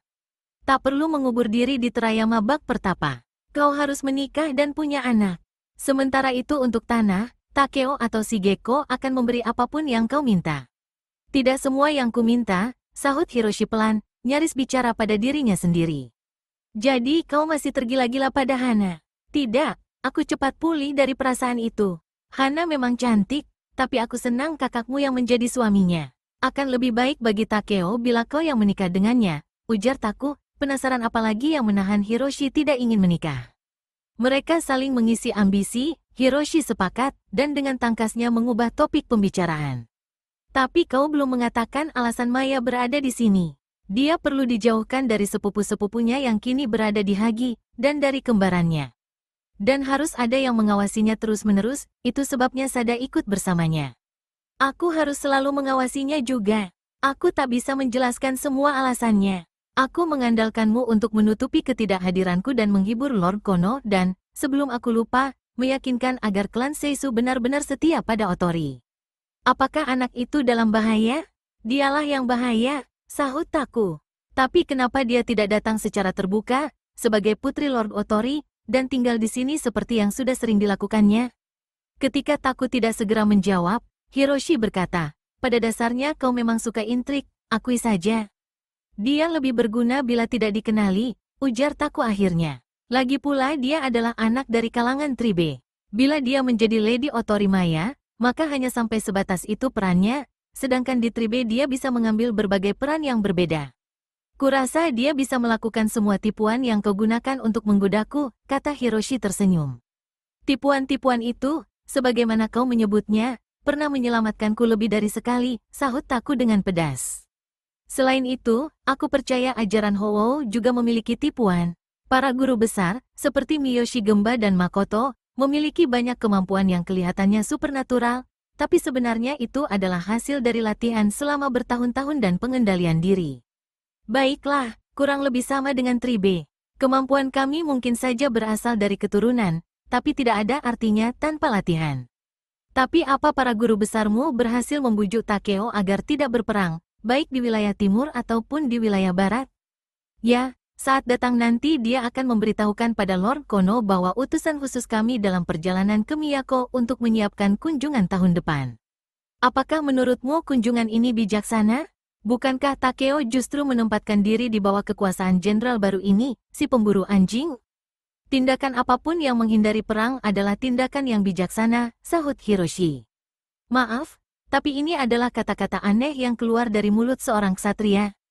Taku, kita berdua menyaksikan ayah kita mati di depan mata kepala kita. Ayahmu bertindak dengan benar, menurut keyakinan dan kode kehormatannya, tutur Hiroshi tenang. Dia mengkhianati Takeo setelah bersumpah untuk bersekutu dengannya, seru Taku. Tapi bila dia tidak bertindak seperti itu, cepat atau lambat Takeo juga akan menyerangnya. Ini wajar dalam masyarakat kita. Kita bertempur sampai bosan, dan setelah beberapa tahun bosan dengan kedamaian lalu berperang lagi. Kita menyembunyikan hasrat haus darah dan hasrat untuk balas dendam dengan kode etik kehormatan, yang kita langgar sendiri ketika tampak pantas dilakukan. Apa benar kau belum pernah membunuh seorang pun? Tanya Taku sekonyong-konyong. Aku diajari banyak cara untuk membunuh, dan belajar strategi perang sebelum berumur 10 tahun, tapi aku belum pernah bertarung dalam penempuran yang sesungguhnya, dan aku belum pernah membunuh siapapun. Kuharap takkan pernah. Saat nanti kalau kau di medan perang, kau akan berubah pikiran, kata Taku. Kau akan mempertahankan diri layaknya semua orang. Barangkali, untuk sementara ini aku akan lakukan apapun untuk menghindari perang. Aku khawatir kalau kakakku dan kaisar akan membawamu ke kancah peperangan. Terutama karena kini mereka sudah memiliki senjata api. Kau bisa pastikan kalau mereka takkan tinggal diam sampai mereka menjajal habis-habisan senjata baru mereka. Ada gerakan di ujung taman, dan seorang penjaga berlari menghampiri lalu berlutut di depan Hiroshi. Lord Kono sudah datang, Lord Sugita. Bagian 15. Dengan kehadiran si bangsawan, sikap mereka berdua agak berubah, Taku menjadi lebih waspada, tapi Hiroshi tampak lebih terbuka dan ramah. Kono ingin melihat berbagai kota dan pedesaan sehingga mereka melakukan banyak ekspedisi. Si bangsawan ditandu mewah yang berlapis emas, sedangkan kedua pemuda itu menunggang kuda, anak-anak raku. Cuaca musim gugur tetap cerah dan terang, warna dedaunan semakin hari semakin tua. Hiroshi dan Taku menjelaskan kepada Kono tentang kekayaan wilayah itu, pertahanan serta jumlah tentara, kepuasan penduduknya, dan kesetiaan mutlaknya pada Lord Otori. Si bangsawan menerima semua informasi ini dengan sopan santunnya yang tenang seperti biasa, hingga perasaannya yang sebenarnya tidak diketahui. Terkadang Maya turut dalam perjalanan-perjalanan ini, menunggang kuda milik Sada, sesekali menemukan dirinya berada cukup dekat dengan Kono dan para penasihatnya untuk mendengarkan apa yang mereka gumamkan. Percakapannya kedengaran tidak menarik dan sepele, tapi ia mengingat dan mengulang kata demi kata untuk Taku sewaktu datang ke rumah tempat ia dan Sada tinggal, seperti yang Taku lakukan setiap 2 atau 3 hari sekali. Kadang-kadang Taku datang larut malam, dan betapapun larutnya, Taku selalu ingin bertemu Maya, bahkan bila Maya sudah tertidur. Maya harus bangun cepat, sesuai cara Tribe yang mengendalikan kebutuhan tidur mereka dengan cara yang sama untuk mengendalikan semua kebutuhan dan hasrat mereka. Maya harus mengerahkan seluruh tenaga dan konsentrasinya untuk pertemuan malam hari ini dengan gurunya. Taku kerap kali kelelahan dan tegang, kesabarannya hampir habis, pekerjaan ini berjalan lambat dan banyak tuntutannya. Maya ingin bekerja sama, tapi takut dengan apa yang kemungkinan terjadi padanya. Acap kali ia merindukan berada di rumahnya di Hagi bersama ibu dan kakak juga adiknya. Ia ingin menjadi anak-anak saja, ingin menjadi seperti Shigeko, tanpa kemampuan Tribe dan tidak punya saudara kembar. Menjadi anak laki-laki seharian telah menguras tenaganya, tapi itu tidak ada apa-apanya dibandingkan dengan tuntutan yang baru. Sebelumnya ia merasa pelatihan Tribe mudah, menghilang, menggunakan sosok kedua, tapi cara yang baru ini sepertinya jauh lebih sulit dan lebih berbahaya. Maya tidak membiarkan sikap Taku memengaruhi dirinya, kadang dengan wajah cemberut yang dingin, kadang dengan kemarahan. Maya mulai menyesali kematian si kucing dan kerasukan roh hewan itu, ia memohon pada Taku untuk menyingkirkannya. Aku tidak bisa, sahut Taku. Yang bisa kulakukan hanyalah membantumu belajar mengendalikannya dan menguasainya. Kau sudah terlanjur melakukannya, kata Sada. Kau harus menerimanya. Kemudian Maya merasa malu dengan kelemahannya. Dikiranya ia akan suka menjadi si kucing, tapi ternyata kucing itu lebih kejam dan menakutkan dari yang ia perkirakan. Kucing itu ingin menariknya masuk ke dunia lain, dunia tempat para hantu dan arwah. Kucing itu bisa memberimu kekuatan, kata Taku. Kekuatan itu sudah ada, kau harus meraih dan memanfaatkannya. Tapi meski berada di bawah pengawasan dan bimbingan Taku hingga Maya sudah terbiasa dengan roh yang hidup dalam dirinya, tapi ia tetap tidak bisa melakukan apa yang Taku harapkan, mengambil bentuk kucing itu lalu memanfaatkannya. Bulan purnama di bulan ke-10 semakin dekat, dan di mana-mana persiapan perayaan musim gugur telah dimulai. Kegembiraan kian bertambah tahun ini dengan kenyataan bahwa Lord Otori serta putri sulungnya, pewaris Maruyama, Lady Shigeko, akan menghadiri perayaan. Penduduk kota turun ke jalan setiap malam dengan pakaian berwarna cerah dan sandal baru sambil bernyanyi, melambaikan tangan di atas kepala. Maya sudah tahu kalau ayahnya dikenal banyak orang, bahkan dicintai, tapi tak sepenuhnya menyadari sampai tahap apa hingga mendengarnya sendiri dari mulut orang-orang yang saat ini berbaur dengan dirinya. Tersiar juga berita bahwa wilayah ini secara resmi akan dipersembahkan kepada Shigeko karena sekarang usianya sudah mencukupi. Memang benar, kata Taku pada Maya saat ia menanyakannya. Hiroshi sudah membicarakannya denganku. Shigeko akan mengganti nama dan sejak saat ini dikenal sebagai Lady Maruyama. Lady Maruyama, ulang Maya. Kedengarannya seperti legenda, nama yang sering didengar, dari Chiyo, dari Shizuka, dari para penyanyi balada yang menyanyikan dan menceritakan kisah-kisah Otori di sudut jalanan dan tepi sungai. Ibuku sekarang yang memimpin Tribe, Lady Shigeko kelak akan memimpin 3 negara, sebaiknya kau berubah menjadi anak perempuan lagi sebelum usiamu semakin bertambah. Taku menggodanya, aku tidak tertarik dengan 3 negara, tapi aku ingin memimpin Tribe, sahut Maya. Kau harus tunggu sampai aku mati. Taku tertawa, jangan bilang begitu. Sada memperingatkannya, seraya menyentuh lengannya. Taku langsung berpaling dan menatap Sada dengan pandangan yang membuat hati Maya berdebar sekaligus cemburu. Ketiganya berada di kamar kecil di ujung rumah Tribe. Maya tak menduga Taku datang begitu cepat, ia sudah di sana sejak kemarin malam. Lihat saja, aku tidak bisa jauh darimu, kata Taku sewaktu Sada mengungkapkan rasa terkejutnya karena Taku datang cepat. Sada yang tak bisa menyembunyikan rasa senang, tidak bisa menahan diri untuk terus menyentuh Taku. Malam itu dingin dan terang. 4 hari sebelum purnama, bulan sudah makin membesar dan menguning. Meski udara dingin, daun jendela tetap terbuka, mereka bertiga duduk berdekatan di dekat tungku batu bara, selimut tebal menyelimuti tubuh mereka. Taku minum sake, tapi baik Sada maupun Maya tak suka rasanya. Satu lentera kecil kalah dengan gelapnya ruangan itu, tapi taman penuh sinar bulan dan bayang-bayang pekat. Lalu ada kakakku, bisik Taku pada Sada, tidak lagi berkelakar, yang percaya kalau sudah menjadi haknya untuk memimpin Tribe, sebagai kerabat tertua Kenji. Aku takut ada juga orang lain yang tidak setuju Shizuka menjadi ketua Muto. Perempuan belum pernah memimpin keluarga itu, orang-orang tidak suka bila tradisi diubah. Mereka menggerutu kalau tindakan ini menyinggung dewa-dewa. Bukannya menginginkan Zenko, mereka lebih memilihmu, pastinya, tapi penunjukan ibumu telah menyebabkan perpecahan. Maya mendengarkan dengan cermat, tanpa bicara, sadar akan hawa panas di satu sisi wajahnya, dan udara dingin di sisi wajah yang satunya lagi. Dari kota terdengar musik dan nyanyian, tabuhan genderang dengan irama tegas, disela dengan teriakan-teriakan parau. Aku mendengar satu desas-desus hari ini, kata Sada. Kikuta Akio terlihat di Akashi.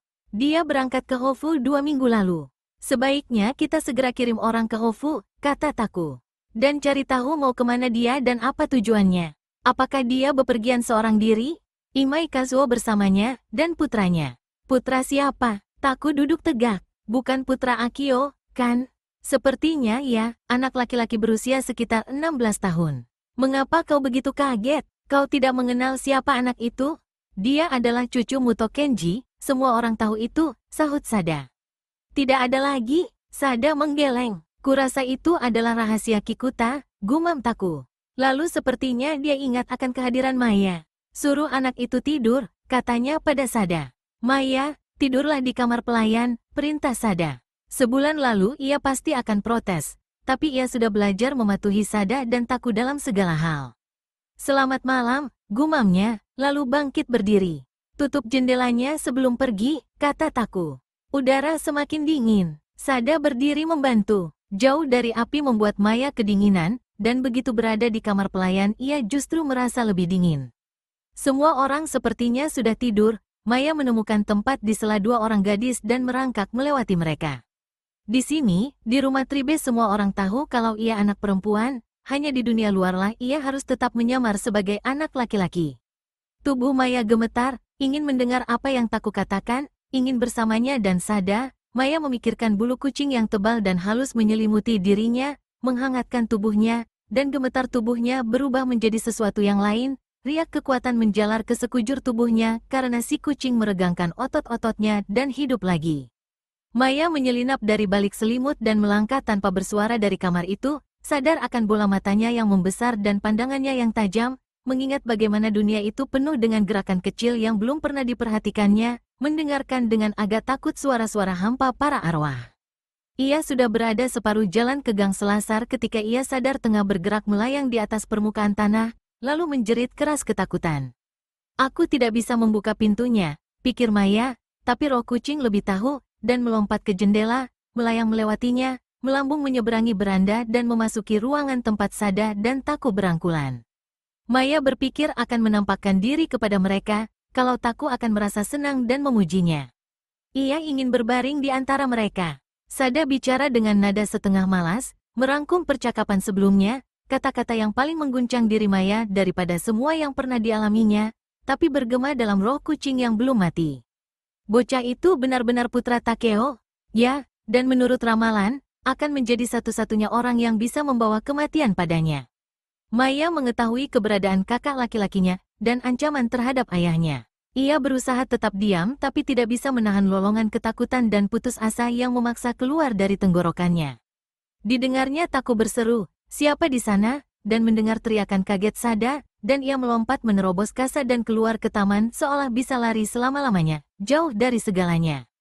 Tapi ia tidak bisa berlari dari suara-suara arwah yang bergemerisik di telinganya yang berdiri tegak dan merasuk ke dalam tulangnya yang rapuh dan cair. Di mana penguasa kami? Otori Takeo dan Arai Zenko tiba di Maruyama selang beberapa jam, sehari sebelum bulan purnama. Takeo datang dari Yamagata dan membawa sebagian besar orang istana Otori, termasuk Miyoshi Kahei dan adiknya Gemba, satu iring-iringan kuda membawa catatan-catatan administrasi yang harus ditangani saat ia berada di wilayah barat, sejumlah besar pengawal, dan putri sulungnya, Lady Shigeko. Zenko didampingi pengawal yang sama banyaknya, kuda-kuda pengangkut keranjang berisi hadiah-hadiah mewah dan pakaian-pakaian mahal, burung rajawali dan anjing kecil milik Lady Arai, serta Lady Arai sendiri, di dalam tandu yang diukir dan dihias dengan indah. Kedatangan para pemimpin dengan iring-iringan mereka menutupi jalan dan memenuhi rumah penginapan membuat penduduk kota gembira. Sebulan terakhir ini mereka telah menambah persediaan beras, ikan, kedelai, sake dan makanan khas daerah mereka, dan kini berharap bisa mendapat keuntungan besar. Musim panas bermurah hati menghasilkan panen berlimpah, Maruyama segera diserahkan pada pewaris perempuannya, banyak yang harus dirayakan. Di mana-mana umbul-umbul berkibar tertiup angin, menggambarkan bukit bulat Maruyama bersama Bangau Otori, dan juru masak saling berlomba menciptakan santapan berbentuk bulat untuk menghormati bulan purnama. Takeo melihat itu semua dengan gembira. Maruyama adalah wilayah yang amat disayanginya karena disinilah ia menghabiskan bulan-bulan pertama setelah pernikahannya dan mulai mempraktikkan semua yang telah ia pelajari dari Lord Shigeru tentang pemerintahan dan pertanian. Wilayah ini nyaris hancur tersapu badai dan gempa bumi di tahun pertama pemerintahannya. Kini, setelah 16 tahun berlalu, wilayah ini menjadi kaya dan damai, perdagangan maju pesat, seni berkembang, anak-anak makan berkecukupan, semua luka bekas perang tampak telah lama pulih, dan Shigeko akan mengambil alih wilayah ini lalu memerintah berdasarkan hak dan kewajibannya. Takeo tahu putrinya layak mendapatkannya. Ia harus terus mengingatkan dirinya sendiri kalau ia berada di sini untuk menemui dua laki-laki yang mungkin akan merampas wilayah ini dari Shigeko. Salah satunya, Lord Kono, diberi penginapan seperti dirinya di dalam kastil. Zenko tinggal di kediaman yang paling bergengsi dan mewah di balik dinding kastil, yang dulunya adalah kediaman Sugita Haruki, pengawal senior wilayah tersebut yang bersama putranya memilih bunuh diri ketimbang setuju untuk menyerahkan kota ini kepada Arai Daichi. Takeo penasaran apakah Zenko menyadari sejarah kesetiaan dari rumah itu, dan berharap kalau laki-laki itu dipengaruhi arwah dari para mendiang yang setia. Sebelum makan malam, saat Takeo harus bertemu dengan musuh-musuh potensialnya ini, dipanggilnya Hiroshi untuk bicara berdua. Pemuda itu tampak tenang dan waspada. Setelah membahas prosedur dan upacara untuk keesokan harinya, Takeo mengucapkan terima kasih atas kerja kerasnya. Kau telah bertahun-tahun mengabdi pada keluargaku. Kami harus memberimu imbalan. Kau ingin tinggal di wilayah barat? Akan kucarikan tanah dan bangunan untukmu serta seorang istri. Aku sudah mempertimbangkan cucu Lord terada, Kaori. Dia gadis yang amat baik, kawan baik putriku. Untuk memberiku tanah di Maruyama, berarti akan mengambilnya dari orang lain, atau dari Lady Shigeko, sahut Hiroshi. Aku sudah bilang pada Taku, aku akan tetap di sini selama dibutuhkan, tapi keinginanku yang sebenarnya yaitu diizinkan mengundurkan diri ke Terayama dan mengikuti ajaran Howou. Takeo menatapnya tanpa langsung menjawab. Tatapan mata Hiroshi beradu pandang dengannya lalu berpaling ke arah lain. Dan untuk pernikahan, aku berterima kasih atas perhatian Anda, tapi aku sungguh-sungguh tak ingin menikah, dan aku tidak punya apa-apa untuk diberikan pada seorang istri. Keluarga manapun di 3 negara akan menyambutmu dengan gembira sebagai menantu. Kau kurang menghargai dirimu. Bila kau tidak suka pada terada Kaori, biar ku carikan gadis lain. Apakah ada gadis lain? Tidak ada, sahut Hiroshi. Kau tahu betapa besar rasa sayang keluargaku padamu, lanjut Takeo. Kau sudah seperti kakak laki-laki bagi ketiga putriku, andai usia kita tidak terlalu dekat jaraknya, aku pasti akan mengangkatmu menjadi putraku. Kumohon, Lord Takeo, jangan diteruskan, kata Hiroshi dengan nada memohon. Wajahnya mulai memerah, berusaha menyembunyikan rasa tertekannya dengan tersenyum. Anda bahagia dalam perkawinan hingga ingin kami semua memiliki keadaan yang sama. Tapi aku terpanggil ke jalan lain. Satu-satunya permintaanku adalah diizinkan mengikuti jalan itu. Aku tidak akan menentang keinginanmu itu, sahut Takeo, lalu memutuskan untuk menghentikan masalah pernikahan ini sementara waktu. Tapi aku punya satu permintaan, yaitu mendampingi kami ke ibu kota tahun depan. Seperti yang kau tahu, aku mengatur kunjungan damai ini atas permintaan para guru besar ajaran Howou. Aku ingin kau ambil bagian dalam kunjungan ini. Ini merupakan kehormatan bagiku, sahut Hiroshi. Terima kasih, Shigeko juga akan ikut denganku atas saran para guru besar. Kau harus melindunginya, seperti yang sudah biasa kau lakukan. Hiroshi membungkuk tanpa bicara. Putriku mengusulkan agar kita membawa Kirin, yang akan menjadi hadiah yang tak ada bandingnya untuk Kaisar. Anda ingin memberikan Kirin, seru Hiroshi. Aku rela memberikan segalanya bila itu mempertahankan kedamaian di negeri ini, sahut Takeo. Bahkan Shigeko, keduanya tidak menyuarakan kata-kata itu, namun kata-kata itu bergema di benak Takeo.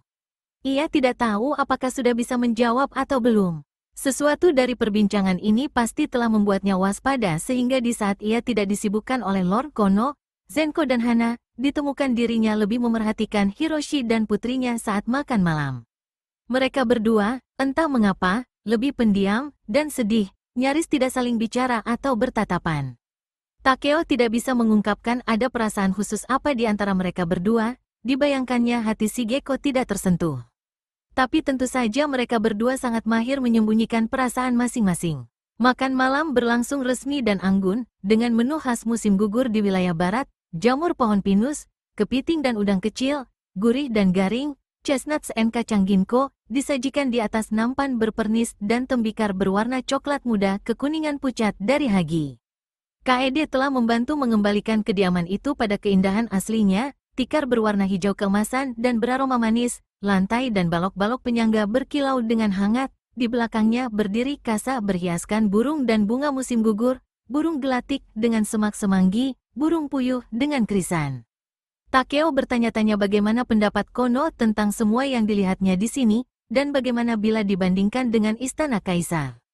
Takeo meminta maaf atas ketidakhadiran istrinya, menjelaskan tentang kehamilan istrinya, dan ingin tahu apakah Zenko dan Hana kecewa dengan kabar ini karena akan menunda rencana pengangkatan kedua putra mereka. Takeo seakan melihat perasaan tidak suka sesaat sebelum Hana mulai mengucapkan selamat yang berlebihan, mengungkapkan kebahagiaannya, dan berharap kakaknya mendapatkan anak laki-laki. Takeo, pada gilirannya, dengan berhati-hati memuji Tsunaomi dan Chikara yang tidaklah sulit dilakukan karena ia dengan tulus memang menyayangi kedua anak itu. Kono berkata dengan sopan, "Aku sudah menerima surat dari Miyako. Aku paham Anda akan mengunjungi kaisar tahun depan. Bila beliau berkenan menerimaku, itulah tujuanku," sahut Takeo. "Kurasa beliau akan menerima Anda. Semua orang ingin tahu tentang Anda. Bahkan Lord Saga Hideki telah mengungkapkan keinginannya untuk berjumpa dengan Anda." Takeo menyadari kalau Arai Zenko memerhatikan tiap kata dengan tetap menunduk. Dan bila mereka menyerang lalu membunuhku di sana, Zenko akan menunggu di wilayah barat, mendahului restu sang kaisar. Lord Saga saat ini tengah memikirkan semacam olahraga atau pertandingan. Beliau menulis surat kepadaku bahwa ketimbang menumpahkan darah ribuan orang, beliau lebih suka bertemu Lord Otori dalam pertandingan berburu anjing, mungkin.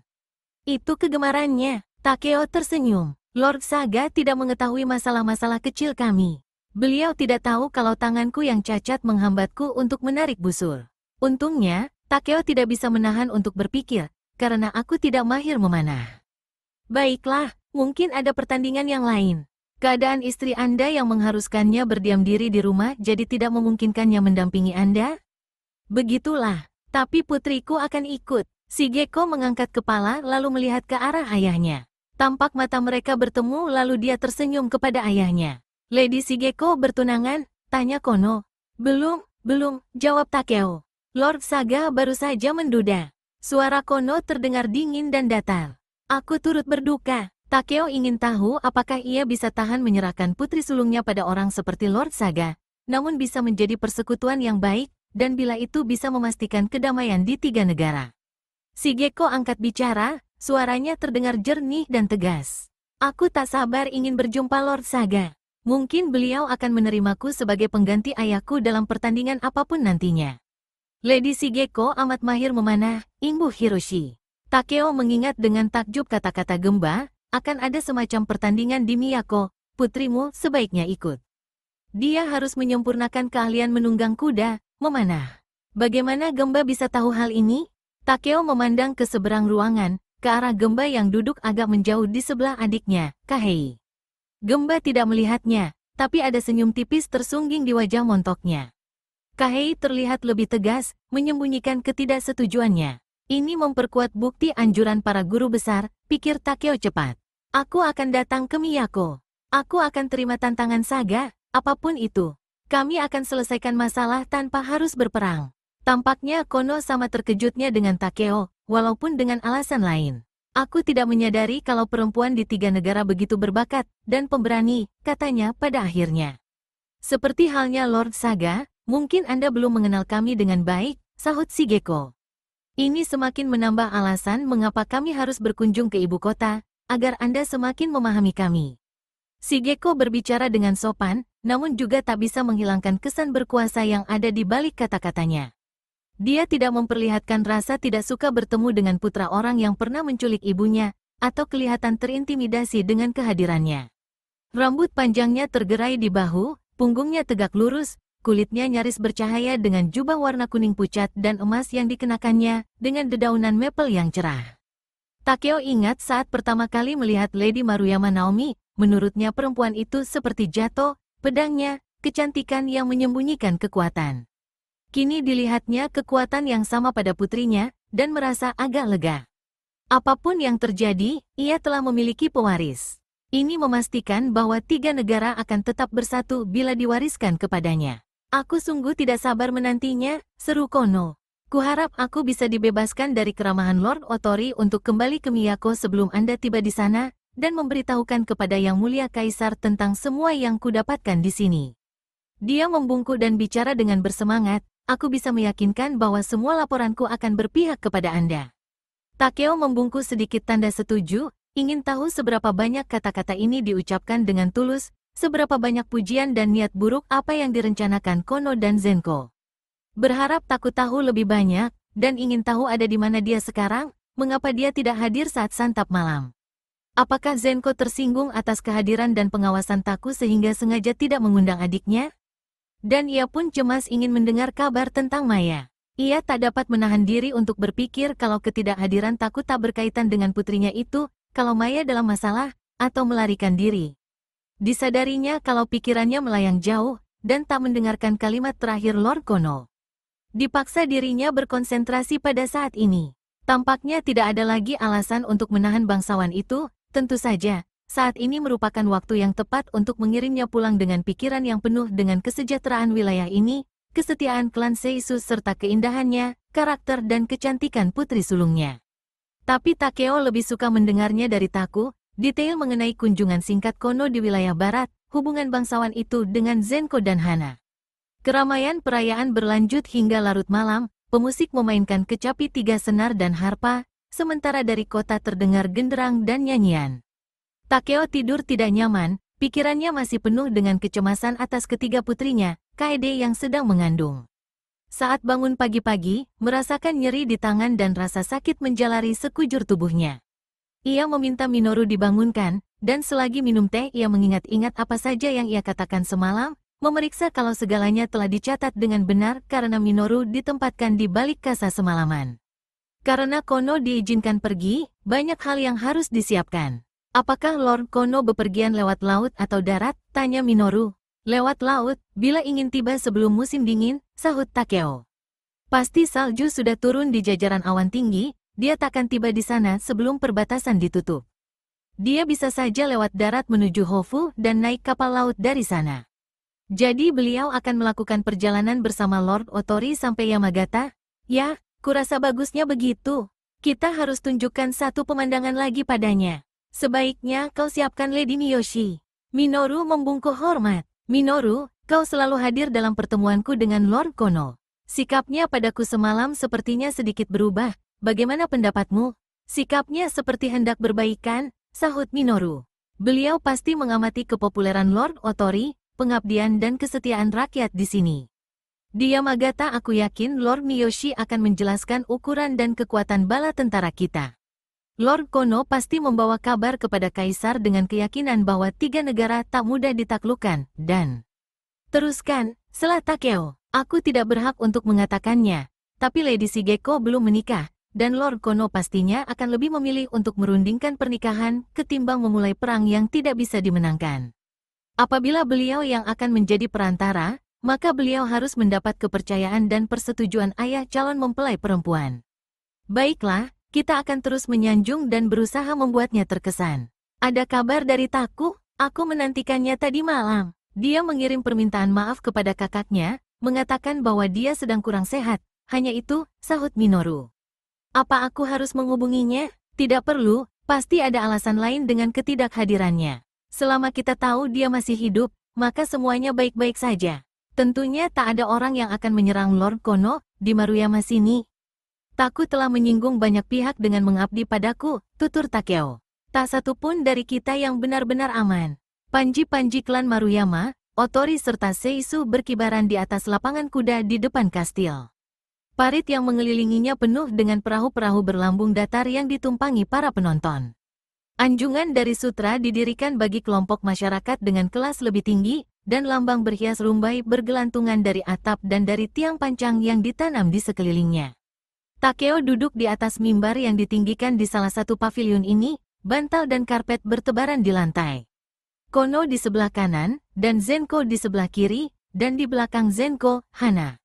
Hiroshi berada di depan mereka dengan menunggang kuda abu-abu pucat dengan surai dan ekor hitam. Kuda pemberian Takeo bertahun-tahun lalu itu menunggu diam tak bergerak bak patung. Di belakangnya, tanpa kuda, memegang kotak-kotak berpernis, berdiri para tetua klan, semua mengenakan jubah tebal berhias bordiran emas dan bertopi hitam. Di dalam kotak-kotak terdapat harta kekayaan wilayah ini, dan gulungan berisi silsilah keluarga menggambarkan silsilah Shigeko melalui semua perempuan Maruyama.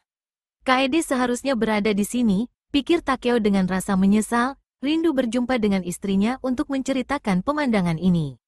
Takeo turut merencanakan upacara ini, semuanya dilakukan Hiroshi karena ini merupakan ritual kuno Maruyama yang belum dilaksanakan lagi sejak Lady Naomi mewarisi wilayah ini. Takeo memindai kerumunan orang, ingin tahu di mana Shigeko, dan kapan putrinya akan muncul. Di antara kerumunan perahu, tiba-tiba dilihatnya Taku, tidak berpakaian resmi seperti kakaknya, Zenko, tapi berpakaian pedagang biasa yang lusuh. Di sampingnya berdiri seorang pemuda tinggi dan seorang lagi yang tampak amat tidak asing. Butuh beberapa waktu bagi Takeo untuk menyadari kalau orang itu adalah putrinya, Maya. Takeo merasa takjub kalau ternyata Taku mengajak putrinya datang dengan menyamar, kalau ternyata ia tidak mengenalnya, diikuti dengan rasa lega yang berdesir cepat kalau putrinya masih hidup dan baik-baik saja. Maya tampak lebih kurus, agak lebih tinggi, bola matanya lebih jelas dengan wajah tajamnya. Seorang lagi pastilah Sada, pikirnya, meskipun dia menyamar hingga hampir tidak dikenali. Taku pasti tak ingin meninggalkan Maya karena bila tidak, dia pasti datang sebagai dirinya sendiri. Taku pasti tahu ia akan mengenali mereka bertiga, saat orang lain tak ada yang tahu. Pesan apa yang dibawanya? Ia harus bertemu mereka, ia akan temui mereka malam ini. Perhatiannya tertuju kembali ke upacara setelah mendengar derap kaki kuda. Dari ujung arah barat di sebelah luar kastil datang iring-iringan kecil perempuan yang menunggang kuda. Mereka adalah istri dan putri para tetua yang menunggu di belakang Hiroshi. Mereka bersenjatakan ala perempuan wilayah barat, menyandang busur di bahu serta tabung berisi anak panah di punggung mereka. Takeo mengagumi kuda-kuda Maruyama yang tinggi dan gagah, dan hatinya makin meluap-luap saat melihat putrinya berada di punggung kuda yang paling bagus, di tengah iringan itu, kuda hitam yang dijinakkannya sendiri, dan diberi nama Tenba. Kuda itu terlalu bersemangat dan berjingkrak, mengibaskan kepala dan agak mundur selagi Shigeko menyuruhnya berhenti. Shigeko duduk tenang bak patung, rambutnya dikuncir ke belakang, sama hitamnya dengan surai dan ekor kuda yang dia tunggangi, juga berkilauan seperti kulitnya yang tertimpa sinar matahari musim gugur. Tenba tenang dan santai.